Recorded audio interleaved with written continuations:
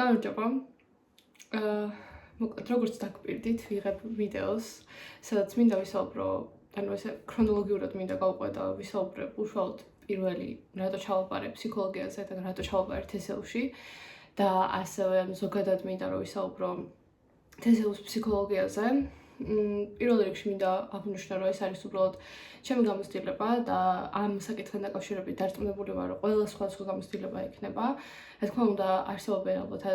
ადამიანები, სტუდენტები, რომლებსაც TSU-ში ძალიან კარგი გამოცდილება ჰქონდათ, ასევე შეიძლება რომ არსებობენ ადამიანები, რომლებსაც არც თუ ისე კარგი გამოცდილება ჰქონდათ. მე ვისაუბრებ უშუალოდ ჩემს ფაკულტეტზე TSU-ზე და არ მინდა რომ ეს განავრცოთ სხვა ფაკულტეტებზეც, იმიტომ რომ რეალურად ყველა ფაკულტეტი ერთმანეთისგან განსხვავდება და შეგვიძლია ვთქვათ, რომ ყველა ფაკულტეტი TSU-ში რაღაც სხვადასხვა პატარ-პატარა უნივერსიტეტი არის და ასე შემდეგ და ჩემს გარშემო ძალიან ბევრი ადამიანი სხვა ფაკულტეტზე სწავლობს, ზოგი ეკონომიკაზე, ზოგი ბიზნესზე და ბიოლოგიაზე, გეოლოგიაზე, ძალიან ბევრი სხვადასხვა ეს ფაკულტეტის ბავშვს ვიცნობ და ადამიანს და აქედან გამომდინარე მინდა ვთქვა, რომ ყველას ისტორია სხვადასხვანაირი არის და ყველას ისტორია კიდევ ერთხელ მარწმუნებს ხოლმე, რომ TSU ფაკულტეტების მიხედვით ძალიან განსხვავდება და თვითონ შიდა სტრუქტურაც ძალიან განსხვავებული არის. ამიტომ თუ თქვენ სხვა ფაკულტეტზე აპირებთ ჩაბარებას და არა ფსიქოლოგიაზე, ეს ვიდეო შეიძლება დიდად არ გამოგადგეთ, მაგრამ ზოგად წარმოდგენას მაინც მოგცემთ იმაზე თუ რა ხდება TSU-ში, მაგრამ კიდევ ერთხელ ეს არის ფსიქოლოგიის ფაკულტეტის გამოცდილება. ასევე შეიძლება რომ ჩემი გამოცდილება ძალიან განსხვავდებოდეს იმ ადამიანებისგან, რომლებიც ასევე ფსიქოლოგიაზე სწავლობენ, ასევე TSU-ში და ესეც აუცილებლად უნდა გავითვალისწინოთ, იმიტომ რომ რა თქმა უნდა ეს არის ჩემი გამოცდილება და ჩემი გამოცდილება არ იქნება ვალიდური იმისთვის, რომ საერთოდ დასკვნა გავაკეთოთ, რომ TSU ფსიქოლოგია ასეთი არის, რა თქმა უნდა. აქედან გამომდინარე, ვალიდური დასკვნების გასაკეთებლად არ გამოიყენოთ ეს ინფორმაცია მიიღეთ როგორც უბრალოდ რაღაცა ერთი ადამიანის გამოცდილება, რომელსაც ასე თუ ისე უკვე დიდი ხანია რაც TSU-ში უსწავლია და დიდი ხანია რაც TSU-ში არის. ამიტომ ასე უფრო უნდა შეხედოთ მგონი ამ ჩემს ვიდეოებს და ზოგადად ამ ვიდეოს და ხო, აქ რასაც ვისაუბრებ, იქნება მხოლოდ ჩემი პირადი გამოცდილება და ეს მინდა რომ აუცილებლად მეთქვა, იმიტომ რომ შეიძლება ახლა ადამიანი უყურებდეს ამ ვიდეოს, რომელიც სწავლობს TSU ფსიქოლოგიაზე და არ მეთანხმებოდეს იმაში, რომ ასეთი არის ეს და ასე შემდეგ. ამიტომ ეს არის ძალიან ჩვეულებრივი, ნორმალური, იმიტომ რომ ეს არის უბრალოდ ჩემი აზრი და ჩემი პირადი გამოცდილება. კიდევ ერთხელ რომ გავიმეორო, მოკლედ. ხო. და ჩავაბარე TSU-ში, TSU-ზე ძალიან ბევრს ვფიქრობდი ჩავაბარებინათ, მაგრამ TSU-ში, იმიტომ რომ ყველა სხვა ინფორმაციას მოწმდა, როგორც წინა ვიდეოში ვახსენე, ზოგი მომნებოდა რომ არა, ზოგი კი, რა თქმა უნდა და აი ძალიან სხვა ისტორიები მესმოდა, მაგრამ რეალურად აღმოვაჩინე, რაც ფსიქოლოგიაზე ჩავაბარე TSU-ში, მე უკვე რამდენიმე თვის მერე აღმოვაჩინე, რომ TSU ძალიან მაგარი უნივერსიტეტი არის და ის რასაც ხალხი ამბობს, რომ აი რაღაცა ასე ვთქვათ, რასაც რეალურად ასე ამბობენ ცუდ რაღაცებს TSU-ზე, იქიდან აი რა ვიცი, ალბათ 1% თუ გამემართლა მე ჩემს შემთხვევაში და ჩვენს ფაკულტეტზე სულ სხვანაირი სიტუაცია არის რა, მოკლედ აი სულ აი როგორ ვთქვა სხვანაირი გამოცდილება მქონდა მე და რასაც TSU-ზე ამბობენ, არც ერთი თითქმის არ გამემართლა, 1-2-3, რასაც მე ვახსენებ, რა თქმა უნდა. ხო, თვითონ TSU-ში ჩაბარება ჩვენ დროს ძალიან რთული იყო. ახლა ბევრად უფრო გამარტივდა. მე 3 წელს წინ ჩავაბარე და ძალიან რთული იყო მაგ პერიოდში მოხვედრა. გრანტი თითქმის აუცილებელი იყო რაღაც დონეზე, მაღალი ქულები უნდა ქონდა რომ ჩაგბარებინა. მოთხოვნა არის ძალიან მაღალი TSU-ში ფსიქოლოგიაზე და ეს მოთხოვნაც მესმის რატოც არის, იმიტომ რომ ძალიან ბევრი ამბობს, რომ ეს არის ერთ-ერთი ადგილი, სადაც მართლა ისწავლის საქართველოში ფსიქოლოგიას და რა თქმა უნდა მოთხოვნა არის ძალიან მაღალი, მაგრამ ეხლა ნელ-ნელა ეს ბარიერები უფრო დაიწია რა, რასაც ვაკვირდებით და ყველა მაგას ამბობს, რომ შედარებით უფრო მარტივი არის ახლა მოხვედრა, მაგრამ მე მახსოვს, რომ ჩვენ დროს ძალიან რთული იყო აქ მოხვედრა და ძალიან ბევრი ვერც მოხვდა ჩემს სანსოფლოში მოკლედ და სხვა უნივერსიტეტში ჩავყარე შემდგომ. ხო, ეს მინდოდა რომ აუცილებლად მეთქვა. რაც შეეხება ხა უშუალოდ თესაურის სწავლას, ну, პირველ რიგში მინდა ვისაუბრო გარემოზე, გარემოზე და ინფრასტრუქტურაზე. ну, ზოგადად ინფრასტრუქტურა ძალიან მნიშვნელოვანია უნივერსიტეტში, როცა ვარ, მაგრამ საქართველოში მგონია, რომ ნაკლებად მნიშვნელოვანი უნდა იყოს ჩვენთვის ეგ, იმიტომ რომ ვისაც ვიცით, რომ ახლა სახელმწიფო უნივერსიტეტი ვერანაირად ვერ იქნება ძალიან ისეთი კეთილმოწყობილი, როგორც კერძო უნივერსიტეტი და ძალიან ბევრჯერ მსმენია, როცა აზრები, რომ რაღაც კონკრეტულ კერძო უნივერსიტეტებში უნდა ჩავაბაროთ იმის გამო, რომ ძალიან მაგარი ინფრასტრუქტურა აქვს, აუზები გვაქვს, ჯიმი ის ეს და კინოთეატრი და ასე შემდეგ და ძალიან კარგია გართობა და ასე შემდეგ, მაგრამ ჩემი პრიორიტეტი მაგალითად ჩაბარების დროს არასდროს არ ყოფილა, რომ მაგალითად უნივერსიტეტში რაღაცა აუცილებლად ისეთი ინფრასტრუქტურა უნდა მქონოდა, რომ რაღაც, იმიტომ რომ ვიაზრებდი, რომ სახელმწიფო უნივერსიტეტი საქართველოში ვერ მომცემდა იმ ინფრასტრუქტურას, რასაც ამერიკულ ფილმებში ვნახულობთ ან ევროპულ უნივერსიტეტებში, რასაც ვხედავთ. ამიტომ დიდად მნიშვნელოვანი არ ყოფილა ეგ და როცა უნივერსიტეტს ვარჩევდი, არანაირად არ მიფიქრია იმაზე, რომ აი გარემო ჩემთვის ძალიან მნიშვნელოვანია. შეიძლება თქვენ იყოთ ადამიანები, რომ გაინტერესებდეთ და არაფერი არ არის ამაშინ მოსარიდებელი და ცუდი, რომ გაინტერესებდეს როგორი ინფრასტრუქტურა აქვს თქვენს უნივერსიტეტს, ამიტომ თუ ფიქრობთ, რომ თესაურის ფსიქოლოგიაზე ჩავართ და ეს ინფრასტრუქტურა თქვენთვის ძალიან მნიშვნელოვანია, მინდა გითხრათ, რომ მაშინ ცოტა უნდა დავადაბლოთ თქვენი სტანდარტები, იმიტომ რომ ჩვენ მაგალითად გვაქვს ძალიან პატარა, ესე ვთქვათ, კორპუსი, ზოგადად თესაურში ძალიან ბევრი კორპუსია, 11 კორპუსია სულ და არის რეალურად ორი ძალიან კარგად გაკეთებული და ძალიან მაგარი კორპუსი, პირველი და მეორე. და მესამე კორპუსში ვართ ჩვენ და ეს მესამე კორპუსი არის ძალიან ახლოს მეორე კორპუსთან და პირველ კორპუსთან, რომ ჭავჭავაძე ჩვეულებრივად 11 ნომერში. ეს ისევ თუ გაინტერესებთ, შეგიძლიათ მოხვიდეთ და ნახოთ წინასწარ, ჩააბაროთ თუ არა მაგ დროს, შეიძლება გაინტერესდეთ. და არის ძალიან პაწუა რაღაცა, რა ვიცი, შეიძლება სკოლასაც კი შევადაროთ, რაღაცა სკოლას ძალიან გავს. და არის ძალიან პატარა უნივერსიტეტი, პატარა აუდიტორიებით და ასე შემდეგ. არ გვაქვს რაღაცა განსაკუთრებული არაფერი, არც აუზი შიგნით, რაღაც არც ისეთი სივრცე, სადაც რა ვიცი, ფოტოებს გადაიღებთ და ასე შემდეგ. უბრალოდ ძალიან პატარა მყუდრო კორპუსი გვაქვს, რაც მე ძალიან მომწონს და ძალიან მიყვარს ეს კორპუსი, იმიტომ რომ იმდენად პატარა არის, რომ ყველას ვიცნობთ, ან მაგალითად ერთმანეთ აი რო გავევლი ხოლმე, ყველას ვესალმები, იმიტომ რომ იმდენად ვიწრო და პატარა კორპუსი არის, რომ ყველა შემოგეცნობათ, ესე რომ ვთქვათ, გინდათ არ გინდათ, ყველას იცნობთ და მე მაგალითად ეს ჩემი ტემპერამენტიდან გამომდინარე და იმიტომ რომ მე ძალიან კომუნიკაბილური ადამიანი ვარ და ასე შემდეგ, მე ძალიან მომწონს ეგ, რომ ყველა კუთხე კონტროლში ჩემი ნაცნობი არის და შემიძლია ნებისმიერ დროს, როცა გავბეზრდები ან რაღაც მოწყენილი ვარ და შემდეგ მივიდე და ნებისმიერს გამოველაპარაკო და ნებისმიერთან რაღაც სახის ურთიერთობა დავამყარო. ამიტომ ძალიან კომფორტული არის, ძალიან მარტივად გაიცნობთ ადამიანებს, მარტივად ამომეგობრდებით და ასე შემდეგ. ხო, ეს რაც შეეხება უშუალოდ გარემოს და ინფრასტრუქტურას.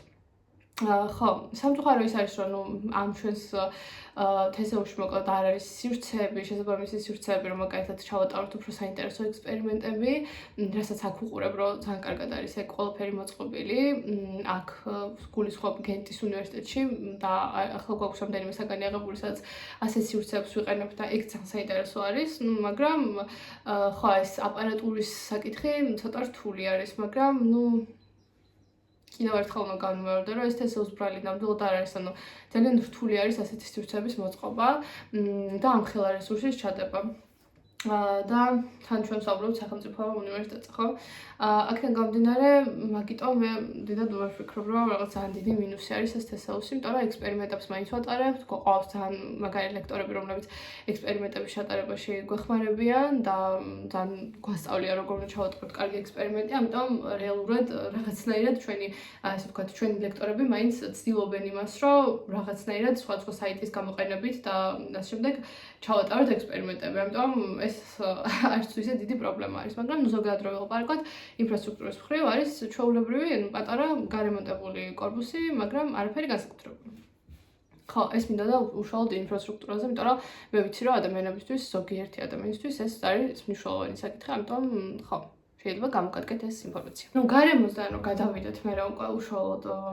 ლექტორებზე, ახლა ისეთი ლექტორები ასწავლიან ჩვენთან, რომ ცოტა მწვენია, რომ ამ თემაზე საერთოდ ვილაპარაკო და ვთქვა, რომ თამარ გაგუშიძე ძალიან მაგარი ადამიანია და ძალიან პროფესიონალია. ან ასე შემდეგ. ანუ ყველა ვინც ჩვენთან ასწავლის და არ მინდა ხლა სახელები რომ დავასახელო, იმიტომ რომ არ ვიცი რამდენად სწორი იქნება ეს ჩემი მხრიდან. არ ვიცი რამდენად სწორი იქნება, რომ მართლა ვილაპარაკო ამ ყველაფერზე, მაგრამ უბრალოდ გეტყვით იმას, რომ თითოეული ლექტორი რომელიც ჩვენთან ასწავლის და თითოეული სემინარისტი არის ძალიან პროფესიონალი, ძალიან გამოცდილი და ყველასთან მე არც ერთ ლექტორთან ახლა ვფიქრობ, ვისთან შეიძლება რომ რაღაც ცუდი ურთიერთობა მქონილიყო ან რაღაც, მაგრამ რეალურად აი ვერავის ვერ ვიხსენებ ისაც, რომელთანაც აი რაღაც ძალიან კატასტროფული გამოცდილება მქონდა. არის ხოლმე წარმოდგენები, რომ თესაუში ასწავლიან ყოველთვის რაღაც ძალიან მოხუცი ლექტორები. ჯერ ეს მოხუცი ლექტორები რას ნიშნავს, რა ფენომენი არის, ვერ მესმის, იმიტომ რომ მთელი ჩემი აბიტურიენტობა ვიღაც ჩემი კლასელები და ასე მეუბნებოდნენ, რომ თესაუში არ ჩაბარო მოხუცი ლექტორები ასწავლიან და კომუნისტი ლექტორები ასწავლიან. ეს რა ფენომენი არის, თალკე არ მესმის, იმიტომ რომ სისულელეა საერთოდ, ძალიან დიდი სისულელეა და ამას არ დაუჯეროთ. ჩვენთან ახლა მაგალითად ასე მოხუცი ლექტორები ძალიან ცოტა მახსენდება და ის ადამიანები არიან ზუსტად ასეთი, რომლებიც აი მართლა შეუცვლელები არიან თავიანთ სფეროში და არიან პირველები საქართველოში, რომლებიც ამ კონკრეტულ რაღაცა სფეროებს ასწავლიან. ახლა არ მინდა კიდევ ერთხელ გამომევდები სახელების ასახელები, იმიტომ რომ არ მგონია სწორი. ახლა მე რო ჩამოვიდე დავიწყო უბრალოდ ჩამოვთვალო რომ აი ესა და ეს და ასე და ეს და ნომერ პირველია საქართველოში, მაგრამ არიან ლექტორები, რომლებიც და ახალგაზრდები, ასე ვთქვათ, რაღაცა 20 წლის ლექტორებს ვერ ნახავთ ახლა ჩვენთან, მაგრამ უმეტესობა მაინც არის ჩვეულებრივი ისეთ ასაკში, რომელშიც ჩემი აზრით არც კი უნდა გვიწევდეს მაგ თემაზე საერთოდ ვლაპარაკი, ამიტომ რაღაც მგონია რომ ძალიან ტრენდებს აყვარელი საზოგადოება ვართ საქართველოში და იქ საქართველოს პრობლემა არ არის მხოლოდ, მაგრამ მაგაში ძალიან კარგად შევს, რომ ეს მოხუცი ლექტორები და კომუნისტი ლექტორები რაღაცა სისულელე მგონია ძალიან, ამიტომ მე კომუნისტი ძალიან იშვიათია რომ ზოგადად ვიღაც ნახვამან ყველა ძალიან კარგად აზროვნებს და ძალიან კარგი ძალიან პროგრესული აზროვნების არის ვისაც კი მქონია შეხება, ამიტომ რაღაც ძალიან დიდი სისულელე მგონია და ზოგადად ამ თემაზე ლაპარაკი ცოტა უხერხულია ჩემი აზრით. ხო, დაუშალოთ ლექტორებს რაც შეეხება, ასევე ყავს სემინარისტები, რომლებიც არიან ასე ვთქვათ დოქტორანტები, ზოგი დოქტორანტი არის, ზოგმა ახლა დაამთავრა და ჩემი ფავორიტი ხალხი მაინც ყოველთვის ესენი არიან ხოლმე, იმიტომ რომ ახალგაზრდები ძალიან ბევრია და უმეტესად ესე არის ხოლმე, რომ ლექტორი არის, ანუ ლექციებს გიტარებს ლექტორი, რომელიც არის ამ საქმის ხელმძღვანელი და სემინარზე არის ხოლმე დოქტორანტები ან ახლახანს რო აქვს დამთავრებული როგორ არის არ ვიცი როგორ თქვა დოქტორის ხარისხი მოგოთ როცა აქვს ახალი აღებული და ეს ხალხი არის ძალიან არ ვიცი რომ მე სულ იმის განცდა მაქვს ხოლმე როცა მათ ლექციებზე ვარ რომ როგორ შეიძლება რომ ასეთი პატარა ნუ ხა პატარაში გულისხმობ 30-32 შემეზე მაინც პატარა არის ხო ასეთი პატარა ასაკში ამხელაც უნდა გქონდეს ამხელა განათლება გქონდეს აი ასეთი მაგარი ტიპი რო იყო ძალიან მაგარია მართლა და მოკლედ ჩვენთან ვინც ასწავლის აი თავს დავდებ და ამაში ვერავინ არ შემედავება არის თავის საქმის პროფესიონალი და არ ვიცი, ჩემთვის ძალიან დიდი პატივი არის, რომ ასეთ ადამიანებთან მიწევს ხოლმე კომუნიკაცია და ასეთი ადამიანები მასწავლიან იმას, რაც არ ვიცი, ძალიან საინტერესო თვითონ უშუალოდ რასაც გასწავლიან და როგორც გასწავლიან, მაგრამ ხო, ანუ ლექტორებზე ამდენი იმიტომ ვილაპარაკე, რომ უბრალოდ მინდა ერთხელ და სამუდამ დაირღოს ეს სტერეოტიპი, რომ თესეუში კაცი კი არა და კომუნისტი და რაღაც მოხუცი ლექტორები არიან, ანუ სისულელეა და ასეთი რაღაცების გამო, რომ ძალიან ბევრი არაბარებს თესეუში არის უბრალოდ სასაცილო და ხო, ჩემთვის უბრალოდ ძალიან მიუღებელი არის და ცოტა არ იყოს, ცოტა ხო რა მოკად უცნაური არის ესე რომ ვთქვათ. ხო, ანუ ლექტორებიდან მინდა გადავიდე ახლა საგნებზე, უშუალოდ რა რამდენად როგორ ვსწავლობთ ამ საგნებს, რა საგნებს ვსწავლობთ და ასე შემდეგ. და რასაც ვაკურთებით, ესაოს აქვს ერთ-ერთი ყველაზე სიღრმისეული პროგრამა ფსიქოლოგიაში. და არ ვიცი, აქვს ჩვენთან მაგალითად საგნები ანუ სავალდებულო საგნები ხო ძალიან ბევრია და ამ ძალიან ბევრ სავალდებულო საგნთან ერთად გვაქვს თვითონ სავალდებულო საგნები გვაქვს გაყოფილი ორ ნაწილად და ეს ორი ნაწილად ნიშნავს იმას, რომ სწავლობ პირველ და მეორე სემესტრებში და ეს არის მართლა აი უზღვავ ცოდნას იღებთ ესეუში თუ მიყვები ლექტორებს და ასე შემდეგ იმხელა ცოდნას გაძლევს ესეუ რომ აი არ ვიცი მართლა მაგალითად მე პირველივე კურსზე უკვე პირველი კურსი რომ მოვშით და რაღაც სხვა საგნები გვქონდა პირველ კურსზე უკვე რაღაცა ლიტერატურას როცა ვეცნობოდი ან რაღაცა კვლევებს რო კითხულობდი უკვე რაღაცა იმხელა ცოდნა მქონდა რომ აღარ მიჭირდა აი იმდენად ასე ვთქვათ გააზრება იმ ყველაფრის რაც მაგალითად ამ კვლევებში ეწერა და ეგ ძალიან კარგი არის იმიტომ რომ ძალიან ანუ თვითონ ლექტორებიც ამბობენ ხოლმე რომ 4 წელი ეს 4 წელი ანუ ბაკალავრის 4 წელი სწავლობ არა ფსიქოლოგიას არამედ ფსიქოლოგიის ენას რაც ძალიან მომწონს ეს გამოთქმა იმიტომ რომ რეალურად მართლა ასე არის ანუ გასწავლენ ფსიქოლოგიის ენას ფსიქოლოგიას მე ნელ-ნელა სხვა მაგისტრზე დოქტორზე და შემდეგ დოქტორანტურაზე კარგად ისწავლი, რა თქმა უნდა, მაგრამ ეს 4 წელი, ასე ვთქვათ, ხმარდება იმას, რომ ისწავლო ფსიქოლოგიის ენა და ეს იმხელა არ ვიცი, ანუ იმხელა შეღავათი არის, რომ ეს ძირეული კონცეფციები რო გაიგო და ძირეული მნიშვნელოვანი ყველაზე ბაზისური რაც არის რო გაიგო,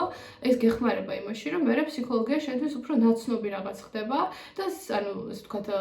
კურსიდან კურსამდე უკვე ძალიან იზრდები და ძალიან გაზრდილი ხარ უშუალოდ ამ შენს პროფესიაში. ამიტომ უშუალოდ აი საგნებზე როცა ვსაუბრობთ, არის ძალიან ბევრი მასალა. ეს უნდა იცოდეთ აუცილებლად. არის ზღვა მასალა და ამ ზღვა მასალასთან ერთად ჩვენთან დაზეპირებით ვერსად ფონს ვერ გახვალთ. უბრალოდ შეუძლებელი არის 100 და 150 გვერდი დაიზეპირო, ხო? ანუ სისულელე არის, ანუ აქ ჩვენთან ყოველთვის ხვდებიან ლექტორები, როდის გაქვს დაზეპირებული და როდის მართლა კარგად გააზრებული, ამიტომ დაზეპირებაში ქულა არ იწერება, ესე შეგვიძლია ვთქვათ და ყოველთვის ანუ გამოკითხვა ესე არ არის, რომ აბა მიდი ადექი და მოყევი. ჩემს ცხოვრებაში ესეუში რაც ვარ, არც ერთხელ არაფერი არ მომიყოლია. და არც ერთხელ ესეთი მსგავს გამოკითხვის ის არ გქონია. პირიქით ანუ გამოკითხვის ისინი ლექტორს გააჩნია, მაგრამ უმეტესად არის ხოლმე რომ რაღაც შენ უნდა დასვა რაღაც ისეთი კითხვები, რომლებიც უფრო მეტად იქნება ანუ უფრო მეტად გიბიძგებს რომ იაზროვნო და ასეთი რაღაც შეიძლება იყოს გამოკითხვის ერთ-ერთი მეთოდი, ან შეიძლება მეთოდი იყოს ისეთი რომ მაგალითად თვითონ ლექტორმა დასვას ძალიან სააზროვნო კითხვები და აი მე მთელი ლექცია წავიდეს იმაზე რომ აი იაზროვნო და ყველა მიაზროვნოს და რაღაცა ესე ვთქვათ ეს ძალიან მოკლედ გეხმარება მე რომ მართლა ძირეული რაც არის ის დაინახა და რაღაცები უბრალოდ გაფილტრო. ასევე გამოკითხვაში რაც მინდა აღნიშნო არის ის რომ ნუ ზოგადად არის ხოლმე ის რომ ესე რომ აყოლებენ მაგალითად ვიღაცები ჯერ მარტო პირველ ნაწილს სწავლობენ ვიღაც მეორე ისე იყოფენ ხოლმე ჯგუფები და ძალიან ბევრს გამსმენია ეგ სხვა ფაკულტეტების ბავშვების გარდა რაღაცა პირველი ნაწილი მქონდა ნასწავლი და ქულა ვერ მივიღე იმიტომ რომ სხვამ დამასწრო. ანუ ჩვენთან ესე ვერ გავხვალ ფონს, ანუ სისულელე არის შანსი არ არის რომ ეგრე რაღაცა დაიმსახურა. ანუ ლექტორი კითხოს რო გისვამს, ხვდება რამდენად კარგად გაგზავნილი გააზრებული და კიდე გისვამს და ის რომ ერთი მაგალითად პასუხი გაეცი ადამიანს ერთხელ და რაღაცა გგონია რომ ამაში აქტიურობის ქულას დაიწერ, ეს შანსი არ არის რა, მოკლედ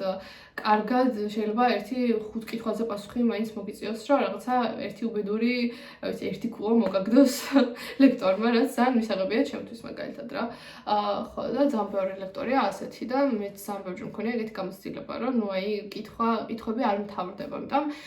ისე რომ მაგალითად თუ ფიქრობთ რომ მაგალითად მართლა პირველ ნაწილს ისწავლი და მოხვალ და ქულას დაიმსახურებ, ეგეთი რაღაცა არასდროს არ ხდება. ანუ ყველაფერი კარგად მქონდეს დაკითხული, ყველაფერი კარგად მქონდეს გააზრებული და ნუ მე შეიძლება რომ დაიმსახურო ის, რასაც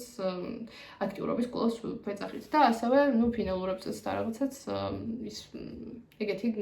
ცოდნა უფრო დაგეხმარება, რა თქმა უნდა. სხვანაირად ვერ დაწერა. ხო და ეს ძალიან მნიშვნელოვანი არის. ნუ საგნებთან დაკავშირებით ეს მინდოდა მეთქვა, ზოგადად საგნები შეეხება, ნუ პირველ კურსზე სწავლობ სტატისტიკას, სტატისტიკა 2 სემესტრად არის და სტატისტიკას უშუალოდ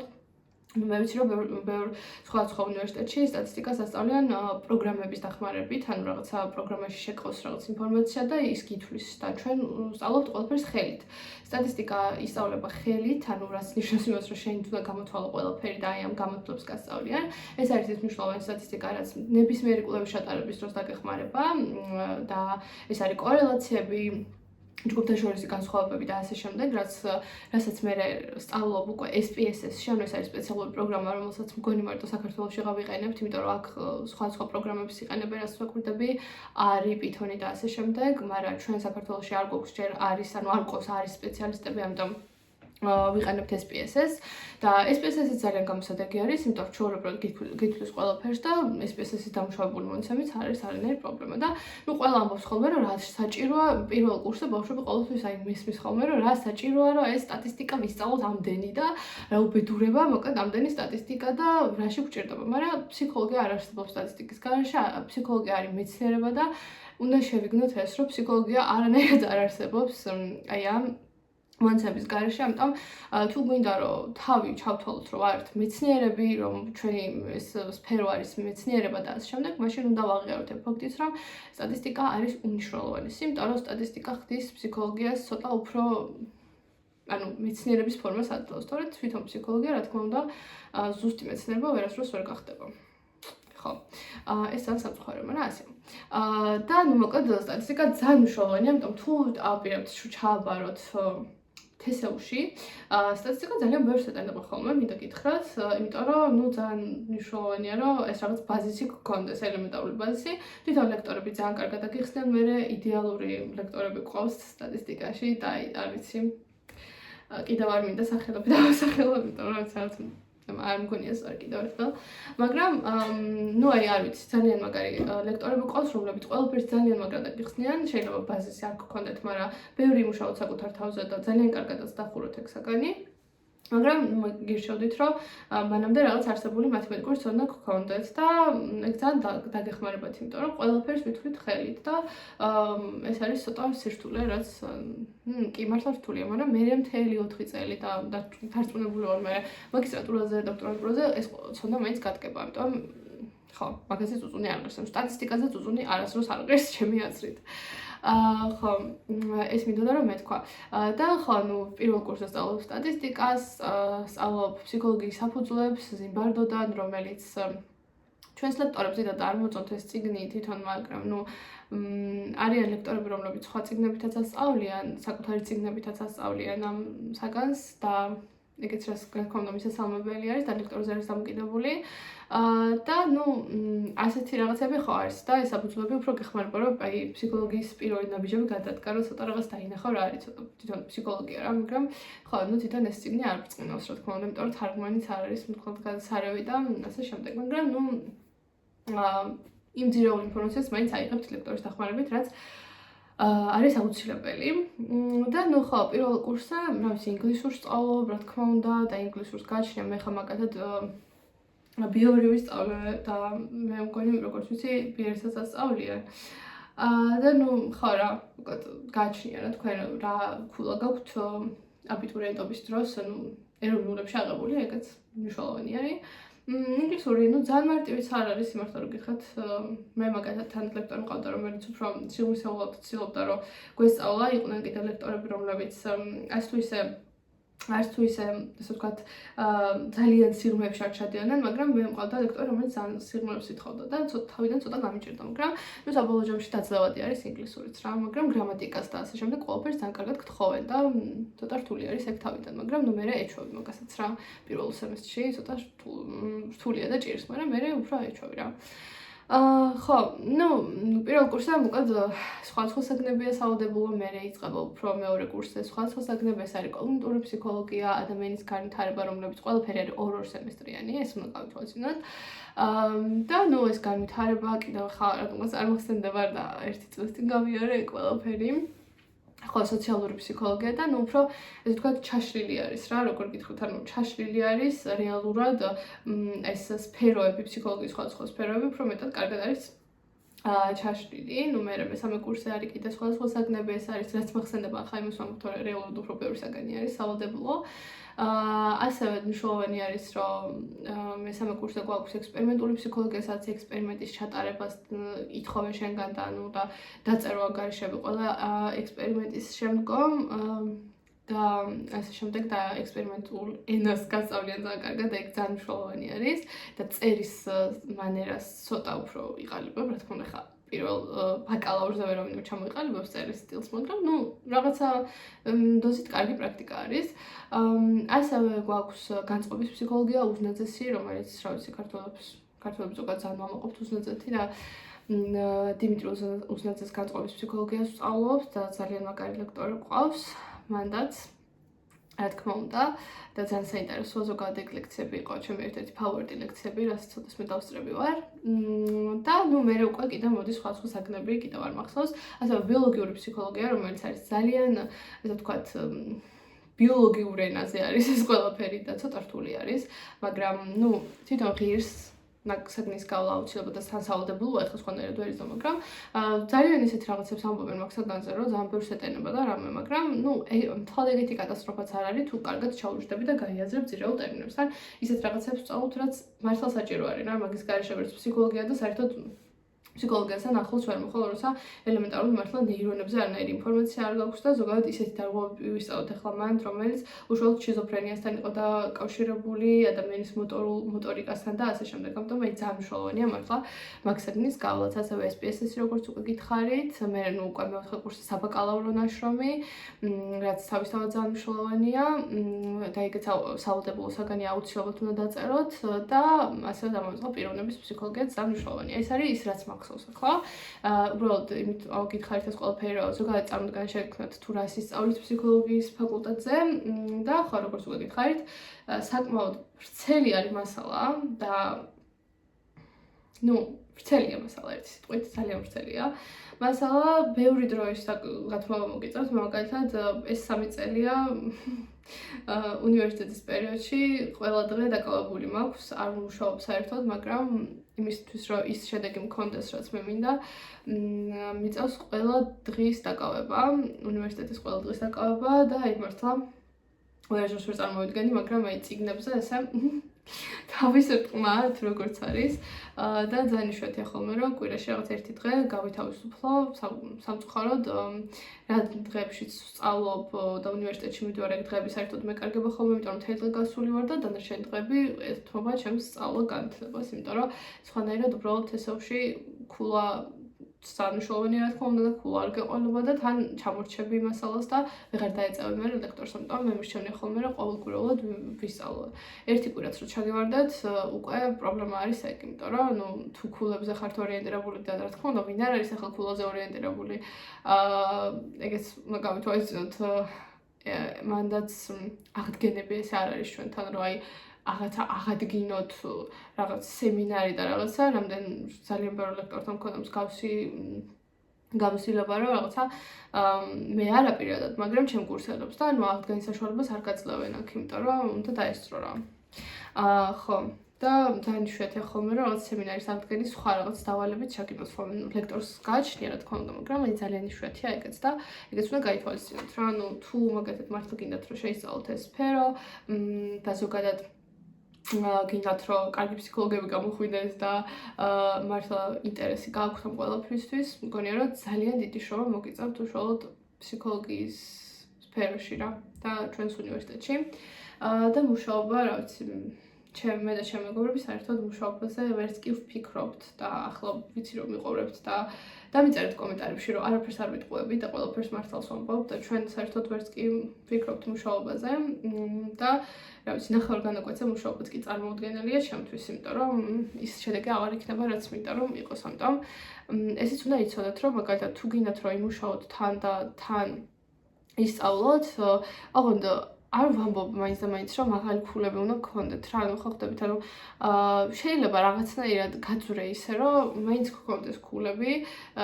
აი რა არ ვიცი ეგ როგორ შეიძლება მოხდეს, მაგრამ აი ჰიპოთეტურად ვამბობ და თან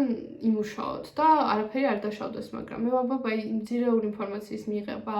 ის ჩართულობა, ის რაღაცა კომუნიკაცია ლექტორებთან რაც აუცილებელი არის, აი ეს ყველაფერი აი დარწმუნებული ვარ რომ ამას სრულ განაკვეთზე ან რა ვიცი, უნდა ნახევარ განაკვეთზე მუშაობთ, ძალიან გაგიჭირდებათ, აი, ძალიან გაგიჭირდებათ, იმიტომ რომ მასალა არის ზღვა და მთელი ცხოვრება ვიღაც ხვის კონსპექტზე ვერ იქნებით რა, ამიტომ რა ვიცი, ჩემი აზრით, მუშაობა ძალიან რთული არის და ხო, რა ვიცი, მე ვფიქრობ, რომ ძალიან გაგიჭირდებათ და მაგაზე უნდა დაფიქრდეთ კარგად. მე მაგათაც ყველა ადამიანის ჩვენი პრიორიტეტი გვაქვს და მე მაქვს ის პრიორიტეტი, რომ ჩემთვის ამ ეტაპზე ყველაზე მნიშვნელოვანი არის, რომ ფსიქოლოგიაში გავვითარდე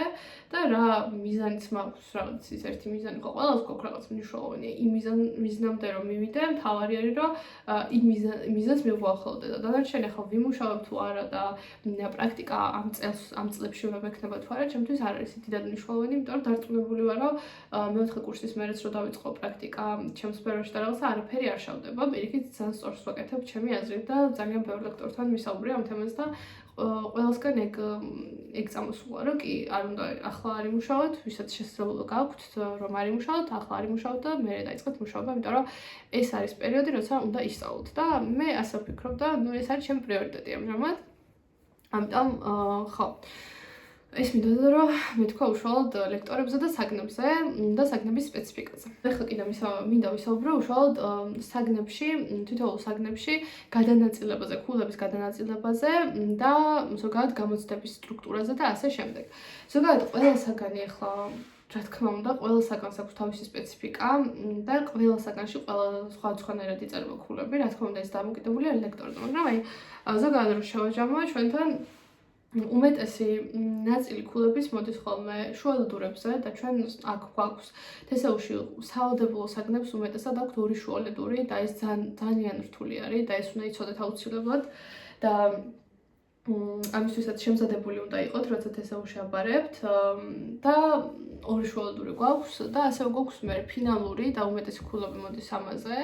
დაახლოებით არის ხოლმე ისე, რომ პირველი შუალედური და მეორე შუალედური არის 15 ქულიანი ან 30 ქულა აქვს და 40 ქულიანი არის ხოლმე ან 30 ქულიანი არის ფინალური. დანარჩენი ქულები ნაწილდება სამუშაოში ჩართულობაზე და დასწრებაზე. ძალიან ბევრ საგანში დასწრებაში ქულა არ ეწერება, ესე უბრალოდ რომ მოხვიდეთ და დაწყდეთ, ქულა არ დაგეწერებათ უმეტეს საგანში. მთავარი არის ჩართულობა და ჩართულობაც განისაზღვრება ლექტორის მიერ და უმეტესად კრიტერიუმი არის ხოლმე მთავარი, რომ რამდენად ჩართული ხარ სამუშაო პროცესში და რამდენად გააზრებული გაქვს ის ძირითადი კონცეფციები, რაზეც არის საუბარი რა, უბრალოდ რომ რაღაც თქვათ წიგნიდან ამოკოპირებული და რაღაცა, ეგ რა თქმა უნდა, არ ჩაგეთვლებათ და ერთხელ რაღაცის თქმა, რა თქმა უნდა, არ არის საკმარისი უმეტეს შემთხვევაში, საჭირო არის რაღაც მართლა ჩაერთოთ, შეხვიდეთ მსჯელობაში ლექტორთან და ასე შემდეგ. და ეს ძალიან მომწონს მე სიმართლე რომ გითხრათ, იმიტომ რომ უფრო ობიექტური არის ის, რომ მაგალითად ვისთან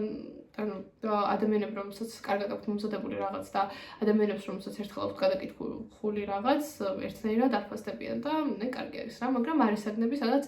უბრალოდ ძალიან ბევრი ჯგუფი, ანუ ძალიან დიდი ჯგუფი ვართ და ხანდახან რაღაც ერთის თქმაც საკმარისი შეიძლება იყოს, მაგრამ უბრალოდ რაღაცის თქმაც არა აქვს. იმ შემთხვევაში რაღაც ისეთი უნდა თქვა, რაც დაადასტურებს იმას, რომ მართლა წაკითხული გაქვს კარგად და გააზრებული. კიდევ ერთხელ ვიმეორებ, ეს არის ძალიან ინდივიდუალური და ლექტორზე არის დამოკიდებული რა. მაინც ესე მთლიან მოცემულობად მივიღებთ. არის სხვადასხვა საგნები, სადაც სხვადასხვა სპეციფიკა არის, დასწრებაში შეიძლება იწერებოდეს ქულა და ასე შემდეგ. მაგრამ ზოგად მოცემულობაზე გავლობთ, რომ ჩემ შემთხვევაში პრაქტიკაში ყველაზე ხშირი არის ეგ, რომ იწერება არა ერთი რაღაც სიტყვის თქმაზე, არამედ მსჯელობაში და დასწრებაში არა. ხო, ასევე მნიშვნელოვანია ჩვენთან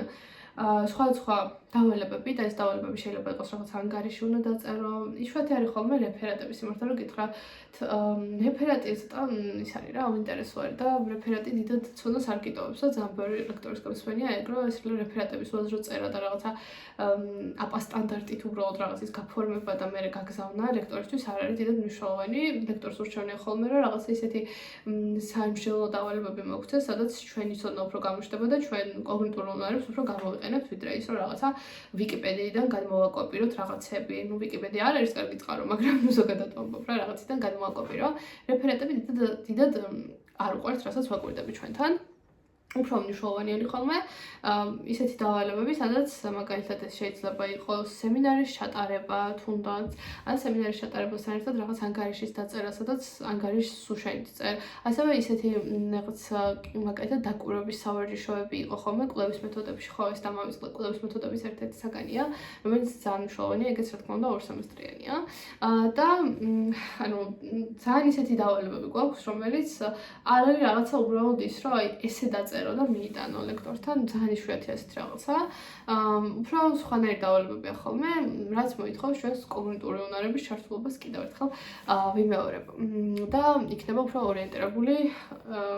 ბავშვის ცოდნაზე რა. სტუდენტის ცოდნაზე და იმის დანახვაზე, რამდენად კარგად ესმის რაღაც და არა ის, რომ უბრალოდ რაღაცა რეფერატი უცბად გააკეთოს. რა ძალიან იშვიათია ხოლმე რეფერატები. ხო, პრეზენტაციებსაც ვაკეთებთ ხოლმე, მაგრამ პრეზენტაციებიც ხშირი არის ძალიან. ხა მაგალითად ამ სემესტრში მე მგონი 6 პრეზენტაცია მაქვს გაკეთებული სულ. თუ 7 საერთოდ. ხო, მგონი 7 პრეზენტაცია გავაკეთე. მაგრამ პრეზენტაციებსაც საკმაოდ გააჩნია ლექტორს, მაგრამ საკმაოდ მისი აფასება რა, ცოტა მკაცრად. და ზოგადად მინდა გითხრათ, რომ TSU-ში ეს უბრალოდ ქულას არავინ არ გაჩუქებთ რა. და ცოტა სიმკაცრე ნამდვილად არის, მაგრამ მე ეს რეჟიმი ძალიან მომწონს და ჩემთვის იდეალური რეჟიმია, როცა ლექტორი ძალიან მკაცრად მიფასებს ყველაფერს, იმიტომ რომ უფრო მოტივირებული ვარ და უფრო მინდა რომ მაქსიმალურად დავანახო ჩემი როგორ ვთქვა, ჩართულობა და უფრო დავანახო, რომ აი მართლა მომწონს ეს ყველაფერი რა. ხო, და ლოგიკურ აზროვნებას ძალიან დიდი მნიშვნელობა ენიჭება. და აი ლოგიკურ აზროვნებას მოდი მივაბავ გამოცდების ტიპებსაც. გამოცდებზე დაზეპირება ესე არ არის ხოლმე მნიშვნელოვანი, რაღაცა ის უბრალოდ დაზეპირება და დაზუთხვა არ არის მნიშვნელოვანი. უმეტესად მოდის ხოლმე ძალიან სპეციფიური კითხვები, კონკრეტული კითხვები, რაც შეიძლება ვიღაცისთვის იყოს დაზეპირება, მაგრამ რეალურად ამ დაზეპირებასთან ერთად მნიშვნელოვანი არის, რომ გააზრებული გქონდეს და არის ხოლმე უმეტესად სამსჯელო კითხვები და ისეთი კითხვები, რაც შეიძლება პირდაპირ ტექსტში არ ეწეროს და რიდერებში არ ეწეროს, მაგრამ შენი ჩართულობით, ლოგიკური მსჯელობით, აი ანალიტიკური აზროვნებით მიხვალ რაღაც პასუხამდე და უმეტესად მე ასეთი გამოცდები მიწერია და აი მარტივი გამოცდები არ არის ხოლმე სიმართლე რომ გითხრათ და საკმაოდ ისეთი დასაფიქრებელი გამოცდებია ხოლმე რა და ცოტა მაგიტო TSU-ში გამოცდების წერა ძალიან მაშინებს ხოლმე ყოველთვის რომ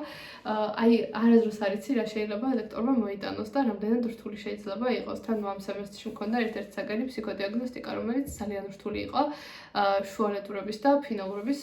გამო და აი მაგ საგანმა კიდევ ერთხელ დამარწმუნა რამდენად მნიშვნელოვანია TSU-სთვის აი ეს აზროვნება და არა უბრალოდ ის რომ რაღაც საკითხული გაქვს რომ არავის არ აინტერესებს რა წაიკითხე მთავარი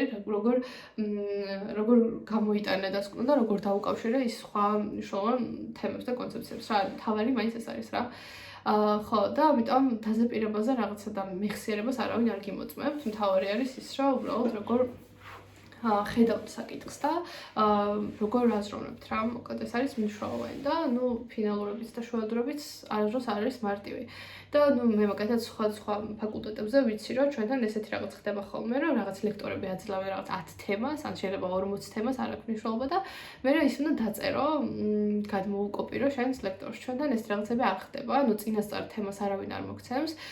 და ეს იმის საშუალებას გაძლევს რომ ანუ ეს პროსტოდ იმას გაიძულებს რომ ყოველთვის ან ყველაფერი აუცილებლად წაკითხული უნდა ქონდეს ყველანაირი მასალა უნდა ქონდეს მომზადებული წინასწარ და ეს შეიძლება იყოს გამოცდებისთვის რა ვიცი 600-700 გვერდიც კი განსაკუთრებით კონკრეტულ ფსიქოლოგიაში ძალიან ბევრი გვერდი იყო ხოლმე მოსამზადებელი და განსაკუთრებით ფინალურებისთვის ამიტომ ეგ აუცილებლად უნდა იცოდეთ რომ არის ჩვენთან ფაკულტეტები სადაც უბრალოდ რაღაცა თემებს გაძლევენ და აი ეს თემა უნდა დაუწერო მაგრამ ჩვენთან ეგეთ რაღაცა არასდროს არ ხდება წინასწარ ესე თემას ვერასდროს ვერ დაუწერენ ლექტორს პირიქით ყველაფერი წაკითხული უნდა ქონდეს და არასდროს არ იცი რა მოგივა და ხო ეს არის მოკლედ ძალიან მნიშვნელოვანი მგონი ყველაფერი ვილაპარაკე რაც მინდოდა და არ ვიცი მოკლედ რამე თუ გამომრჩა მაგრამ ნუ აი ზირეული საკითხები რაც იყო მგონი მაგ ყველაფერზე ვილაპარაკე ნუ ეს იყო რაღაცა თვითონ გარემო როგორი არის უნივერსიტეტში უნივერსიტეტის გარემოსთან ერთად ნუ ლექტორებზე ასევე საგნებზე და მიდგომებზე ლექტორების მიდგომებზე და ნუ ბოლოს აი გამოცდებზე და ზოგადად ქულების დაწერის იმაზე. ახლა მინდა რომ ცოტა შევაჯამო და ყველაფერი აი ესე ვთქვათ, აი მიმოვიხილოთ ჩემ შემთხვევაში რამდენად გამართლებული აღმოჩნდა თესეულში ჩაბარება. თესეულში ჩაბარება ჩემთვის აღმოჩნდა ძალიან გამართლებული და მოკლედ ძალიან დამეხმარა ეს უნივერსიტეტი, რომ საკუთარი თავი მეპოვა. და ლექტორებთან ურთიერთობა და ყველაფერი, მოკლედ ყოველთვიურად, თუ როგორ ვთქვა, ყოველწლიურად უფრო და უფრო მზრდის და ყველა სემესტრში მოკლედ შემთხვევას ვაკვირდები ხოლმე, როგორი გაზრდილი ვარ და როგორი სხვანაირი ვარ და როგორი შეცვლილი მაქვს აზროვნების სტილი და ასე შემდეგ. და რა თქმა უნდა, ამაში ჩემს ლექტორებს აქვს ძალიან დიდი დამსახურება და ნებისმიერ დროს შემიძლია მადლობა გადავუხადოთ ესეულს, რომ ამხელა, ანუ რაც ახლა ვიცი და რაც ოდნავ მაქვს, მოკლედ ყველაფერი მან მომცა. განსაკუთრებით აქ თითქმის ლექცია არ ყოფილა, სადაც არ შევსულვარ, მიუხედავად იმისა, რომ სხვა უნივერსიტეტში ვარ, თან ევროპულ უნივერსიტეტში და ასე თუ ისე ცნობილ უნივერსიტეტში, მე მგონა, რომ რაღაცა ისეთ საკითხებს გამიხელოდით, რაც არასდროს არ მქონია მოსმენილი, მაგრამ ამ ლექციებიდან არც ერთი ლექცია არ იყო ესეთი, რომელშიც არ დავინახე უკვე არსებული ცოდნა. და ძალიან მიხარია, რომ რეალურად ანუ ამხელა ცოდნა მომცვათ ესეუმ და რომ არა ესეუ, რა თქმა უნდა, აქ შეიძლება დებლივით ყოფილიყავი, მაგრამ იმდენად დიდი ცოდნა გვაქვს ახლა ჩვენ თესეულთან წამოღებული, რომ ჩვენთვის აქაური ეს ლექციები და რაღაცები რაღაც მხრივ შეიძლება რომ ისეთიც იყოს, რომ აი უკვე ახალი ინფორმაცია ცოტა გვიჭირდეს, რომ ამოვიღოთ, მაგრამ რა თქმა უნდა ეს დროის საკითხია და კიდევ უფრო მეტ რაღაცას გავიგებთ აქაც და ისეთ რაღაცებს ვისწავლოთ, რაც თესეულში არ არის ნასწავლი და არ გვაქვს ნასწავლი, მაგრამ საბოლოო ჯამში რომ მაინც რომ მინდა რომ შევაჯამო და ვთქვა, რომ თესეულში მიიღებთ იმ ცოდნას, რომელიც ყველა ნებისმიერ სტანდარტს შეიძლება რომ ნებისმიერ ევროპულ უნივერსიტეტს და უნივერსიტეტის სტანდარტს მოკლედ შეესაბამებოდეს, ამიტომ მინდა იცოდეთ, რომ აქ ჩაბარებას არასდროს არ ინანებთ. არის რა თქმა უნდა ბევრი პრობლემა და ეს პრობლემები შეიძლება შეეხებოდეს იმას, რომ ხანდახან უბრალოდ უსამართლოდ შეიძლება რომ რაღაცა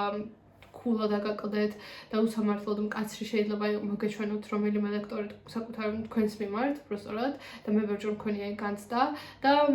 ეს ასე ხდება, მაგრამ ეს ხდება ყველა უნივერსიტეტში, ჩემს გარშემო თითქმის ძალიან ბევრი სხვა უნივერსიტეტის ბავშვებს ვიცნობ და ეს ხდება ყველა უნივერსიტეტში, ამიტომ ჩემს თავს ყოველთვის ვახსენებ ხოლმე, რომ ჩემთვის ყველაზე მნიშვნელოვანი მაინც არის ის, რომ რა ცოდნას ვიღებ აქედან და რა ცოდნა მაქვს საბოლოო ჯამში და მე შემიძლია თავმოდ გითხრათ, რომ მე ამ ხრივ ესეულ ძალიან გამზარდა და მომცა ძალიან დიდი ცოდნა, ამიტომ ხანდახან ის უსამართლოდ დაკლებული რაღაც ქულა, ან ასე ვთქვათ, უსამართლოდ ჩემი აქმა რაღაც ის უსამართლობად მიღირს, იმიტომ რომ აქ რასაც ვიღებ, დარწმუნებული ვარ, რომ ძალიან იშვიათ საქართველოში სხვა იშვიათ უნივერსიტეტში თუ მივიღებდი ამას, ამიტომ მოკლედ ყველას გირჩევთ თესეულში ჩაბარებას, მაგრამ კიდევ ერთხელ მინდა განვეორდე და თქვა, რომ ეს არის ჩემი პირადი გამოცდილება და ხო, არ არის აქ სწავლა მარტივი, მოითხოვს თქვენს ჩართულობას 24/7-ზე, მაგრამ საბოლოო ჯამში შედეგით იქნებით ძალიან კმაყოფილი და ესეც მინდა რომ გააგზავნოთ თქვენს თავს, რომ შედეგით ყოველთვის იქნებით თქვენი თავისგან, მოკლედ ყოველთვის კმაყოფილი იქნებით, ამიტომ ხო, ანუ ახლიდან რომ ვირჩევდე ფაკულტეტს და ახლიდან რომ ვირჩევდე უნივერსიტეტს, აუცილებლად თესეულში ჩავაბარებდი და არცაც სხვაგან, იმიტომ და ვილაპარაკე უკვე რატოც. ამიტომ მოკლედ ყველას ვურჩევ ფსიქოლოგიაზე ჩაბარებას თესეულში. მე არ ვსაუბრობ ახლა სხვა უნივერსიტეტებზე და ვერ ვილაპარაკებ ვერანაირ გამოცდილება არ მაქვს და ძალიან არ მიყვარს ხოლმე, როცა თესეულს ლანძღავენ ის ადამიანები, რომლებსაც საერთოდ ერთხელაც კი არ უნახავთ თესეულში არაფერი და თესეულში ერთი დღეს არ ყოფილან. მეზიზღება უბრალოდ ასეთი ადამიანები, იმიტომ რომ მე სხვა უნივერსიტეტზე ვერასდროს ვერ ვილაპარაკებ ასე, იმიტომ რომ მე არ მქონია გამოცდილება და შესაბამისად არ მაქვს იმხელა კომპეტენცია, რომ რაღაც გავლანძღო ან რაღაც ვაქო უტყუილად. ამიტომ მე ვფიქრობ, რომ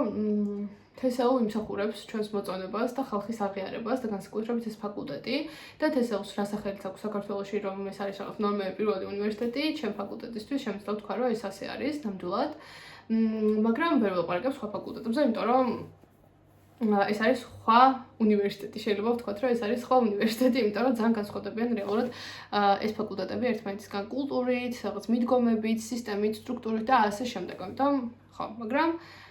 თუ ახლა თქვენს ჩემსავით, როგორც მე 3 წლის წინ სხედხართ და ფიქრობთ, რა ქნათ, ჩაბაროთ თუ არ ჩაბაროთ, მიღოთ თუ არა გაწყვეტილება და ასე შემდეგ, ანუ წარმოიდგინეთ, რომ ეს ვიდეო მე ვარ ნიშანი უფლისგან, რომ ამ შემთხვევაში თქვათ კი და ჩაწეროთ TESEUS ფსიქოლოგია პირველ ადგილზე. ხო. მე ვიღებ ამას საკუთარ თავზე. არა, რა თქმა უნდა, მე შემთხვევაში ამას ვერ ვიღებ, უბრალოდ ეს არის ჩემი გამოცდილება, რომელიც მგონია, რომ მაინც დაგეხმარებათ. და ნუ ვეცადე, რომ მელაპარაკა ფაქტებზე და არა ჩემს გრძნობებზე და ემოციებზე. ხა ცოტა ბოლოსკენ ემოციებზე გადავედი, მაგრამ უბრალოდ ფაქტები მოგიყევით მაინც, რომ ვსწავლობ ამას, ლექტორები არიან ესეთები, გარემო არის ასეთი და ასე შემდეგ. დანარჩენი არის თქვენზე. ხო, მოკლედ, ძალიან დიდი მადლობა, მით უყურეთ, იმედია დაგეხმარეთ ეს ვიდეო და დაელოდეთ ჩემს შემდეგ ვიდეოებს.